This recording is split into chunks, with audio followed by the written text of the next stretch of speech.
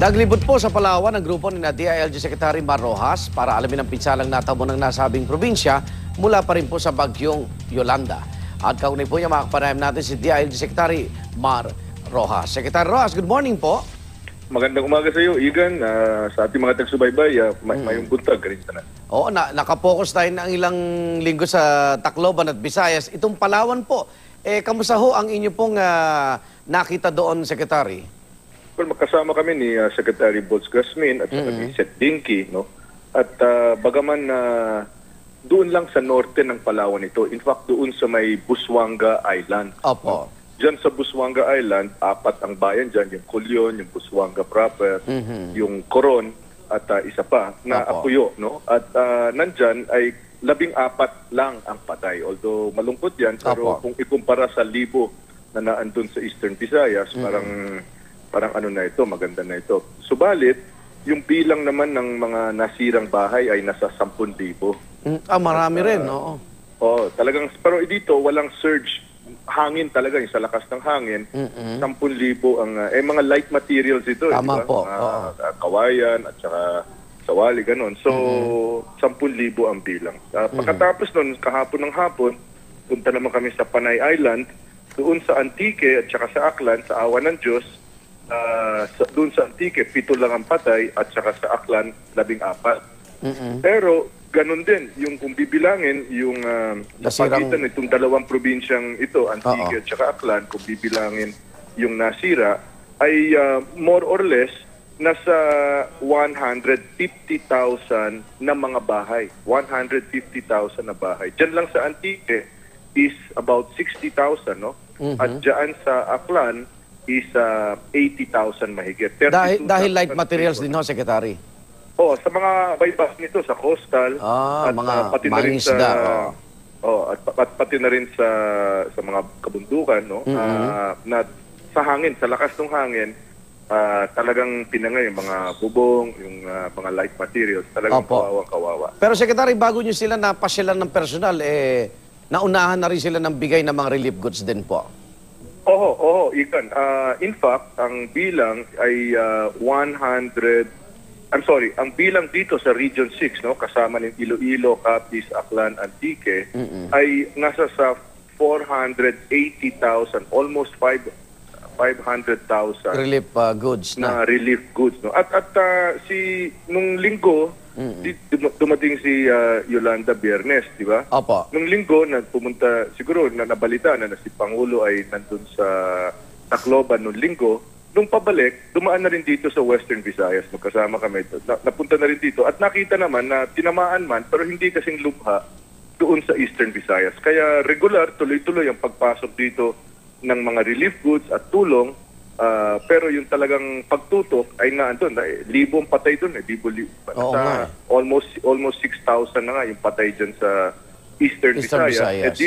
Dito sa kabuuan, no, sa Iloilo, Capiz, Aklan, Antique na mga probinsya sa Panay Island ay 215 ang patay dito. Okay. So, kung ikukumpara doon sa halos 6,000 na ang patay, ay talagang malaki ang kaibahan ng pinsala. Okay. Secretary, nabalitaan nyo na yung pagkakatalaga po kay dating Senador Ping Lacson bilang rehabilitation czar. So, ito ay mas lalo pang mapapabilis yung tulong ng gobyerno sa mga nasalanta po ng bagyo. Ano pong reaksyon nyo dito, Secretary? Very welcome na development yan. Natutuwa ako na tinanggap na ni Senator Ping ito. May karanasan siya sa paghahawak ng malaking organisasyon. May national perspective siya. Both on the legislator side, may karanasan siya. On the executive side, may karanasan siya. So malaking tulong ito. Dahil napag-usapan nga namin ni Sec. Volz, ni Sec. Dinky, lahat ng cabinet secretary may mas malawak na trabaho, hindi lang nakatutok doon sa Tacloban at sa Samar, sa Leyte. Halimbawa, sa akin lang sa DILG, ang bilang ng mga bayan na dinaanan ni Yolanda is 171. 171. Ang bilang ng lahat ng mga bayan sa buong bansa natin is 1,400 mahigit. So hindi naman pwede na yung buong DILG or yung buong oras ko Doon sa 171 lang. dyan lang sa 171, no? Eastern, Western, Central Visayas hanggang Palawan. So, ganun din, sabi ni Sec Bols, hindi naman pwede nakalimutan niya yung NPA threats sa Caraga o yung threat din sa security threats sa Southern Mindanao, ganun. So, hindi pwede na, at kaya welcome na welcome ito na merong tututok full-time na ito yung kanya pagtutuunan ng pansin talaga. Oo. Na So, walang unti-unti- ibang distraction. Unti-unti kayong tatlo, medyo iiwan nyo na kay Senator Lacson muna yung pagtutok dyan. Hindi naman sa iiwan, magko-coordinate kami kung anong kasi ang trabaho no is coordination eh. Halimbawa sa classrooms, sa kay Brother Armin, di ba? Sa kalye, sa tulay, sa kay Sec Babe Singson, Singson, sa Kuryente. DPWH, opo. Sa Kuryente, halimbawa kay dito, Petilla. no, sa Panay Island, Opo. sa Antique, sa Aklan, sa Catis, at saka Northern Iloilo, wala pa kaming kuryente dito. Okay. Pakonti-konti lang, no? Yung mga nakakakuha lang ng genset. So, halimbawa yan, sa DOE yan, Ikot Petilla. So, ang palagay ko, ang magiging trabaho ni Sec Ping ay yung pagko-coordinate, no? At yung to make sure na walang bottleneck, to make sure na walang nakakaligtaan, walang na nakakalimutan at para nakatutok ang lahat. Habang nagawa rin ng bawat secretary yung kanilang trabaho sa kabuuan. Opo. Okay, Sec, after ng Rio na yan, Secretary, saan nasusunod yung punta ni na Secretary Dinky? Ngayon pupuntahan ho namin na Igan yung oil spill, no? Kasi dito sa Panay Island, sa may Iloilo, yung isang power barge. Opo, nadali. Natanggal siya sa mooring niya dun sa parang angkla niya, natanggal siya. Opo. At sumampa siya na nabutasan yung bottom na nagkaroon ng oil spill, mga 200,000 liters. Liters, okay. Liters, 200,000 liters, no?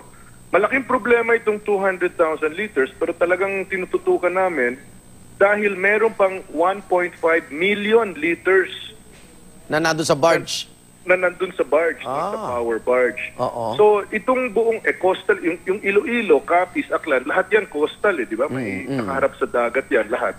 Opo. So, yung paghahanap buhay ng mga mangingisda ay Oo nga.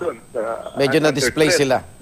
Oo. No? So, meron na nga na-evacuate at saka ano ito bunker ito. Ito na yung pinaka-malapot, mabaho. Kumbaga sa langis, ito na yung latak sa refining process, yung bunker. Okay.